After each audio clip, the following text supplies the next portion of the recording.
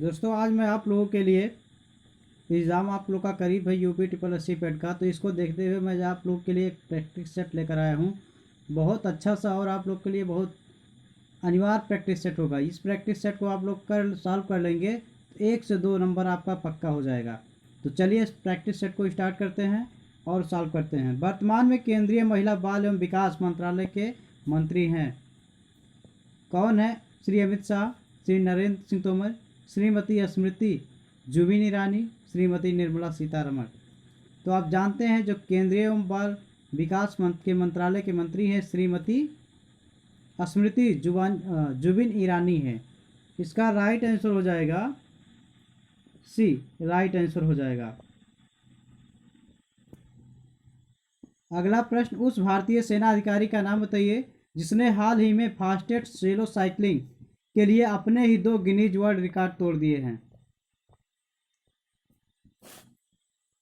ये हो जाएगा रंजीत कुमार, रतन लाल, अरविंद पांडे, भरत पन्नू। इसका राइट आंसर सी होगा, डी इसका राइट आंसर हो जाएगा। भरत पन्नू ने अपना ही रिकॉर्ड तोड़ दिया है क्योंकि ये फास्टेस्ट स्लो साइकिलिंग के लिए अपने ही 2 गिनीज रिकॉर्ड को तोड़ दिए है। बहुत अच्छी बात होती है, ये अपने ही रिकॉर्ड को तोड़ा है भरत पन्नू ने। न्यू स्टार्ट संधि एक परमाणु हथियार कटौती संधि है जिसे संयुक्त राज्य अमेरिका ने किस देश के साथ 5 वर्ष की अवधि के लिए बढ़ाया है? चीन, जापान, भारत, रूस। तो इसका राइट आंसर हो जाएगा डी। संयुक्त राज्य अमेरिका ने रूस के साथ 5 वर्ष की अवधि के लिए न्यू स्टार्ट संधि जो थी उसको एक परमाणु हथियार की कसौटी की संधि है, उसको 5 वर्षों के लिए बढ़ा दिया है। इससे आपका एक प्रश्न आता है और मंत्रिमंडल से एक प्रश्न आपका पक्का है। तो आप मंत्रिमंडल की जो चेंजिंग हुई है उसको देख लेंगे तो आपका 1-2 नंबर क्लियर हो जाएगा, एकदम श्योर है। इटली के नए प्रधानमंत्री के रूप में किसे नियुक्त किया गया है? तो यह जो प्रैक्टिस सेट होगा बहुत ही अच्छा practice set. James Widmann, Silvio Berlusconi, Mario Draghi, Luigi Di Maio. ये हो जाएगा आपका राइट आंसर हो जाएगा सी, मारियो ड्रैगी को इटली के नए प्रधानमंत्री के रूप में नियुक्त किया गया है। निम्नलिखित में से कौन सा सुपारी पालन पुस्तक का लेखक है? शैलेंद्र जोशी, रणजीत कुमार कालरा, राजेंद्र डांग, शंकर विश्वास। ये राइट आंसर हो जाएगा ए, सुपारी पालन नामक पुस्तक के लेखक शैलेंद्र जोशी जी हैं।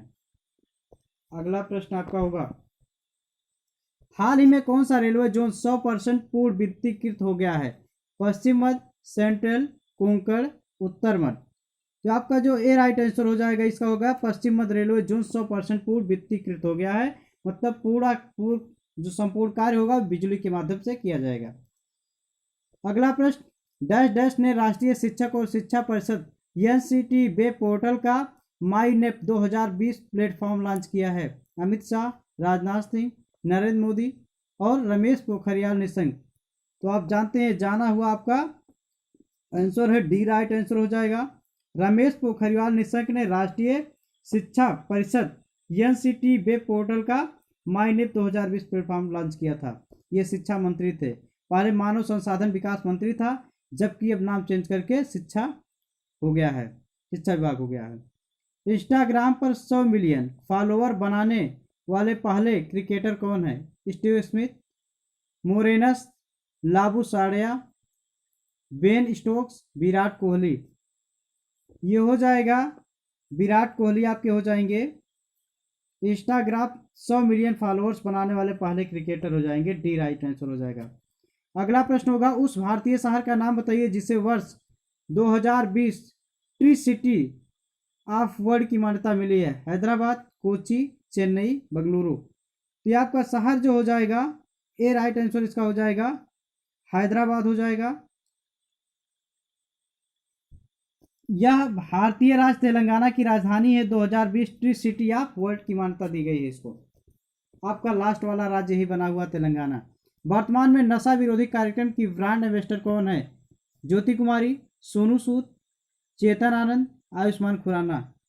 तो ये हो जाएगा आपका ए राइट आंसर इसका हो जाएगा। वर्तमान में नशा विरोधी कार्यक्रम की ब्रांड एम्बेसडर ज्योति कुमारी को बनाया गया है। ये ब्रांड एम्बेसडर है नशा विरोधी जो कार्यक्रम होंगे।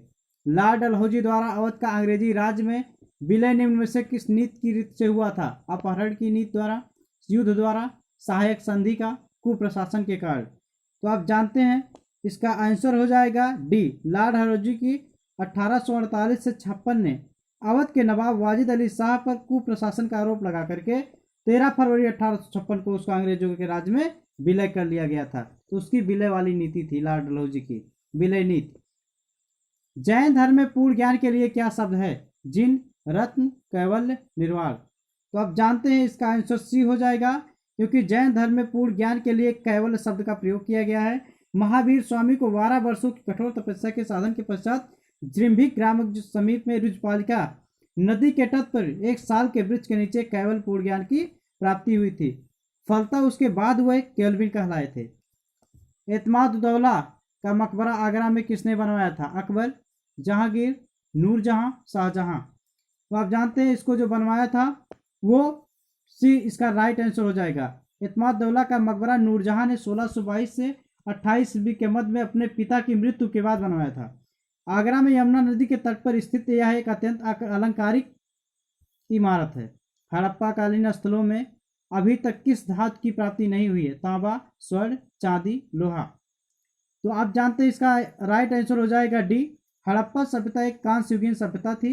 यहाँ से तांबा, कांसा, स्वर्ण और चांदी आदि धातुएं तो मिली हैं, परंतु लोहे की प्राप्ति नहीं हुई थी। तो डी इसका राइट आंसर हो जाएगा। लोहा वहां से प्राप्त नहीं हुआ है। इनमें कौन गुलाम वंश का शासक नहीं था? बलबन, इल्तुतमिश, कुतुबुद्दीन ऐबक, इब्राहिम लोदी। इसका राइट आंसर आपको हो जाएगा डी। 1206 से 90 के बाद में दिल्ली सल्तनत के सुल्तान गुलाब वंश के सुल्तानों के नाम से विख्यात हुआ था। इसके दौरान कुतुबुद्दीन ऐबक 1206 से 10 ईस्वी के मध्य और इल्तुतमिश जो शासक था 1210 से 36 ईस्वी तक था, तथा बलबन जो थे 1266 से 87 ईस्वी तक थे। महान शासकों के ने शासन किया था, जबकि इब्राहिम लोदी वंश का शासक था। लोदी वंश की स्थापना इब्राहिम लोदी ने की थी। चलिए अगले प्रश्न की तरफ चलते हैं। राजा राम मोहन राय द्वारा स्थापित प्रथम संस्था थी ब्रह्म समाज, आत्मीय सभा, ब्रह्म सभा, तत्वबोधनी सभा। ये आपकी हो जाएगी बी। इसका राइट आंसर हो जाएगा। आत्मीय सभा का राजा राम मोहन ने स्थापना की थी। ये हो जाएगा। हिंदू के एकेश्वरवादी मत का प्रचार करने के लिए 1814 ईस्वी में राजा राम मोहन राय ने अपने युवा समर्थकों के सहयोग से आत्मीय सभा की स्थापना की थी। हिंदुस्तान सोशलिस्ट रिपब्लिक एसोसिएशन गठित की गई थी सुभाष चंद्र बोस द्वारा, रास बिहारी बोस द्वारा, चंद्रशेखर आजाद द्वारा, सरदार भगत सिंह द्वारा। तो ये जो गठित की गई थी सी इसका राइट आंसर हो जाएगा। 9-10 दिसंबर 1928 को चंद्रशेखर आजाद के नेतृत्व में फिरोज शाह कोटला, आप मैदान जानते हैं, वहां पे Hindustan socialist Republic association HSRA की स्थापना की गई थी। इसका जो उद्देश्य था केवल समाजवादी गणतंत्र राज्य की स्थापना करना था, मेन इसका टारगेट था। निम्नलिखित में से किस अधिनियम द्वारा संवैधानिक निरंकुशता का सिद्धांत प्रवृत्त किया गया है? 1909 का भारतीय काउंसिलिंग अधिनियम, 1919 का भारत सरकार अधिनियम, 1935 का भारत सरकार अधिनियम, 1947 का भारतीय स्वतंत्रता अधिनियम। तो इसका राइट आंसर हो जाएगा सी। 1935 का भारत सरकार अधिनियम था और संवैधानिक निरंकुशता सिद्धांत भारत सरकार अधिनियम 1935 द्वारा प्रवृत्त किया गया था। इस अधिनियम ब्रिटिश संसद द्वारा सर्वाधिक विस्तृत अधिनियम था। अगला प्रश्न आपका है, महात्मा गांधी द्वारा चलाया गया प्रथम जन आंदोलन क्या था? असहयोग आंदोलन, नमक आंदोलन, भारत छोड़ो आंदोलन, नील आंदोलन। तो गांधी जी के द्वारा चलाया गया था जो पहला आंदोलन था 1917 में चंपारण वर्ष नील की खेती करने वाले किसानों के समर्थन में किया गया था, जो 1917 में किया गया था। प्रथम किसान सत्याग्रह था। गांधी जी के नेतृत्व में किया जाने वाला पहला जन आंदोलन असहयोग आंदोलन के नाम से जाना जाता है, जो वर्ष 1920 और 22 में चलाया गया था। तो आपका राइट आंसर इसी के साथ हो जाएगा ए, असहयोग आंदोलन होगा। ए आंसर को लॉक कर देंगे। अगले प्रश्न की तरफ चलेंगे। बंगाल में ब्रिटेन की वस्तुओं को बहिष्कार करने का सुझाव सर्वप्रथम किसने दिया था? अरविंद घोष, कृष्ण कुमार मित्र ने, मोतीलाल घोष ने, सतीश चंद्र मुखर्जी। तो इसका राइट आंसर हो जाएगा बी। बंगाल में ब्रिटेन की वस्तुओं के बहिष्कार करने का सुझाव सर्वप्रथम बंगला पत्रिका के संजीवनी के संपादक कृष्ण कुमार मित्र ने अपने पत्रिका के माध्यम से 13 जुलाई 1905 के अंक में दिया था। 13 जुलाई जो था 1905 उसके अंक में प्रकाशित किया गया था। अगला प्रश्न, उत्तरी गोलार्ध में वर्ष का सबसे छोटा दिन होता है? 21 दिसंबर, 22 दिसंबर, 21 जून, 22 जून। तो आप जानते हैं उत्तरी गोलार्ध में जो दिन होता है ये 22 दिसंबर को सबसे छोटा दिन होता है, और जब इसके विपरीत ग्रीष्म आयांत में होता है तो उत्तरी गोलार्ध में 21 जून को सबसे लंबा दिन होता है। तो आपको सबसे लंबा और सबसे छोटा दिन बता दिया गया। अगला प्रश्न, एशिया की सबसे लंबी नदी? सिंधु, ब्रह्मपुत्र, यांगटीसी, हुआंगहो। तो आप जानते हैं एशिया की जो सबसे लंबी नदी है वह आपकी होगी सी, इसका राइट आंसर हो जाएगा यांगटीसी नदी, जो चीन में प्रवाहित होते हुए प्रशांत महासागर में जाकर के गिरती है। इसकी लंबाई 6300 किलोमीटर है। अगले प्रश्न की तरफ चलेंगे। निम्नलिखित समूहों में कौन सा पूर्व से पश्चिम की ओर पर्वत शिखरों का सही क्रम है? Everest, Kanchenjunga, Annapurna, Dhaulagiri. Kanchenjunga, Everest, Annapurna, Dhaulagiri. Kanchenjunga, Dhaulagiri, Annapurna, Everest. Everest, Kanchenjunga, Dhaulagiri, Annapurna. इसका राइट आंसर हो जाएगा बी। बी इसका राइट आंसर हो जाएगा। तो इसमें हो जाएगा जो शिखर में पूर्व से पश्चिम की ओर सही क्रम इसका होगा कंचनजंगा, एवरेस्ट, अन्नपूर्णा, धौलागिरी। ये इसका सही क्रम होगा। अगला प्रश्न आपका है, निम्नलिखित में से कौन सा सबसे गहरा सागर है? दक्षिण चीन सागर, बोरिंग सागर, भूमध्य सागर, जापान सागर। ये आपका हो जाएगा जो सागर है पहले ए, इसका राइट आंसर हो जाएगा दक्षिण चीन सागर 5016 मीटर है, बोरिंग सागर 4773 मीटर है, भूमध्य सागर 4632 मीटर, जापान सागर 3742 मीटर है। ये सब गहराई के अनुसार आपको बता दिया गया। अगला प्रश्न आपका होगा, वर्ष 2011 की जनगणना के अनुसार, एक प्रश्न आपको यहाँ से मिलेगा जनगणना से संबंधित जो आपका मिलता है। भारत में लिंग अनुपात प्रति 1000 पुरुषों के पीछे स्त्रियों की संख्या कितनी है? 925, 947, 916, 940। ये आंकड़ा आप जानते ही होंगे, लेकिन फिर भी हम आप लोग को बता देते हैं। भारत की जनगणना 2011 में जो हुई थी, आंकड़ों के अनुसार हुई थी। भारत में लिंगानुपात 940 था, जबकि जो अंतिम आंकड़ा आया था इसमें 943 है। तो आपका 940 डी इसका राइट आंसर हो जाएगा। अगले प्रश्न की तरफ चलेंगे। भारत में अधिकांशता बेरोजगारी है? प्रौद्योगिक, चक्रीय, संघर्ष संबंधी, संरचनात्मक। तो आपकी जो बेरोजगारी हो जाएगी डी इसका राइट आंसर हो जाएगा। भारत सहित विकासशील देशों में अल्प विकसित देशों में पाई जाने वाली अधिकांशता बेरोजगारी संरचनात्मक होती है। संरचनात्मक बेरोजगारी का मुख्य कारण होता है व्यक्तियों में रोजगार के अनुरूप कौशल का न पाया जाना होता है। तो ये आप समझ गए। भूमि विकास बैंक का भाग है, व्यापारिक बैंकों का, IDBI का, FCI का, सहकारी साख संरचना का। तो ये आपका हो जाएगा डी इसका राइट आंसर हो जाएगा।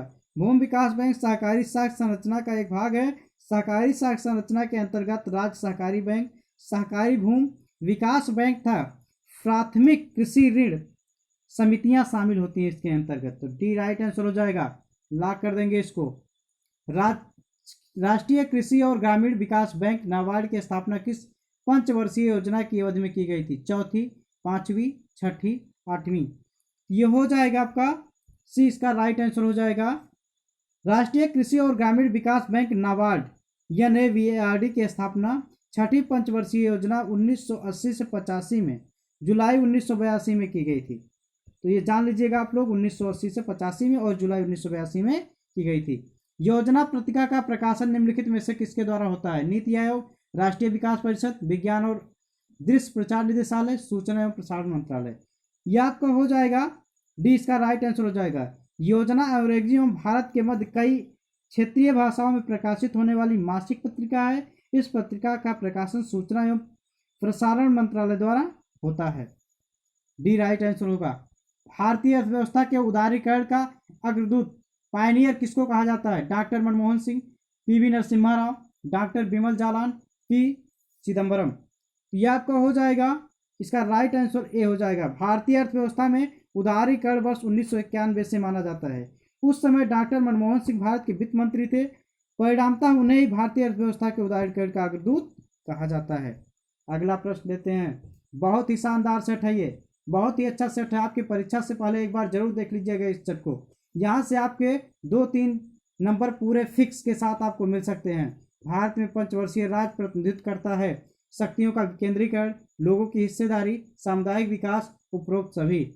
इसका राइट आंसर हो जाएगा डी, उपरोक्त सभी होगा, क्योंकि भारत में पंचायती राज की स्थापना का निर्माण ग्रामीण जनता के सर्वांगीण विकास के लिए की गई थी। यह शक्तियों के विकेंद्रीकरण, लोगों की भागीदारी एवं सामुदायिक विकास इन की प्रतिनिधि करता है। राज्य सरकारों को कृषि आयकर कौन समनुदेशित करता है? वित्त आयोग, राष्ट्रीय विकास परिषद, अंतर्राष्ट्रीय परिषद, भारत का संविधान। तो इसका डी राइट आंसर हो जाएगा।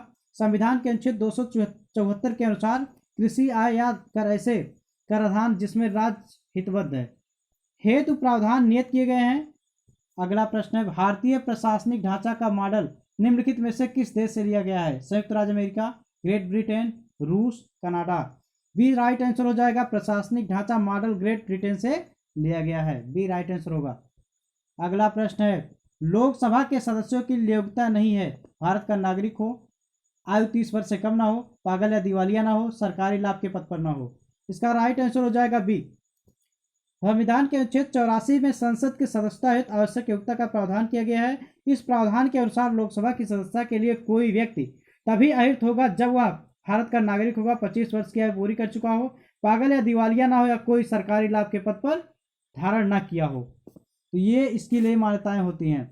सिक्किम भारत का एक राज्य बनाया गया था 30वें संशोधन के अंतर्गत, 32वें संशोधन के अंतर्गत, 35वें संशोधन के अंतर्गत, 42वें संशोधन के अंतर्गत। तो आपका राइट आंसर हो जाएगा सी। 35वें संशोधन 1974 के द्वारा सिक्किम को भारत में संयुक्त राज्य के रूप में शामिल किया गया था। 36वें संविधान संशोधन 1975 द्वारा सिक्किम को 22वां राज्य पूर्ण राज्य का दर्जा प्रदान किया गया था 1975 द्वारा। पदार्थ के संवेग और वेग के अनुपात में कौन सी भौतिक राशि प्रदान की जाती है? वेग, त्वरण, द्रव्यमान, बल। तो आप जानते हैं किसी वस्तु के द्रव्यमान का वेग उसके गुणनफल का संवेग कहते हैं, उस वस्तु का संवेग कहेंगे। तो आपका यह जो राइट आंसर सी हो जाएगा। संवेग बराबर द्रव्यमान गुणे वेग होता है, लेकिन जब द्रव्यमान आप निकालेंगे संवेग बटे वेग हो जाता है। ये फिजिक्स का आपका क्वेश्चन है। एक ट्रेन जैसे ही चलना आरंभ करती है उसमें बैठे हुए यात्री का सिर पीछे की ओर झुक जाता है। इसका कारण है स्थिरता का जड़त्व, गति का जड़त्व, जड़त्व आघूर्ण, द्रव्यमान का संरक्षण। तो आप जानते हैं ए इसका राइट आंसर हो जाएगा। यदि यात्री ट्रेन में अचानक चल देने से पीछे की ओर झुक जाता तो इसका कारण यह होता है कि यात्री के शरीर का निचला हिस्सा जो गाड़ी के संपर्क में है वह उसके साथ साथ चलने लगता है, परंतु स्थिरता के कारण विरामावस्था में बना रहता है, जबकि यह जड़त्व का नियम है। फलतः यात्री के शरीर का ऊपरी हिस्सा पीछे की ओर झुक जाता है। स्वर्णकारों द्वारा प्रयोग में आने वाला एक्वेरियम निम्नलिखित में से एक्वा रेजिया निम्नलिखित में से मिलाकर बनाया जाता है? नाइट्रिक अम्ल था सल्फ्यूरिक अम्ल, नाइट्रिक अम्ल था हाइड्रोक्लोरिक अम्ल, सल्फ्यूरिक अम्ल था हाइड्रोक्लोरिक अम्ल, सिट्रिक अम्ल था बेंजोइक अम्ल। तो इसका राइट आंसर आपका हो जाएगा बी। बी इसका राइट आंसर होगा। या जो आपका अम्लराज्य एक्वा रेजिया या नाइट्रो हाइड्रोक्लोरिक अम्ल नाइट्रिक अम्ल NO3 कहते हैं, हाइड्रोक्लोरिक अम्ल यह Cl होता है, और यह नोबल धातुओं को भी गला देता है। अगला प्रश्न है, रक्त शरीर में क्या कार्य करता है? शरीर में ऑक्सीजन पहुंचाता है, तरलता बनाता है, भोजन पाचन में सहायक है, खड़े होने में सहायता करता है। तो आप जानते हैं इसका राइट आंसर हो जाएगा ए। रक्त एक तरल संयोजी ऊतक है जो रक्त वाहिनियों के अंदर विभिन्न अंगों में लगातार बहता रहता है। लाल रक्त कणिकाएं रक्त का एक महत्वपूर्ण घटक है जो फेफड़ों में ऑक्सीजन और हीमोग्लोबिन शरीर के अन्य भागों में ले जाने के लिए जिम्मेदार होती हैं। किस विटामिन में कोबाल्ट होता है? B1, B2, B6, B12। तो आपका होता है डी कोबाल्ट एक खनिज लवण है जो कि विटामिन B12 साइनो कोबालमिन का एक महत्वपूर्ण घटक है। विटामिन B12 की वृद्धि के लिए आवश्यक होता है तथा इसकी कमी से तंत्र की कार्यकी की गड़बड़ी हो जाती है। तो ये कुछ आपके महत्वपूर्ण सेट थे जिसको आपको सॉल्व करवाया गया। और वीडियो को आप लोग अवश्य लाइक कीजिएगा और अपने दोस्तों को शेयर कर दीजिएगा और चैनल को सब्सक्राइब कर लीजिएगा और कमेंट के माध्यम से बताइएगा वीडियो कैसा लगा, किस तरह लगा। धन्यवाद।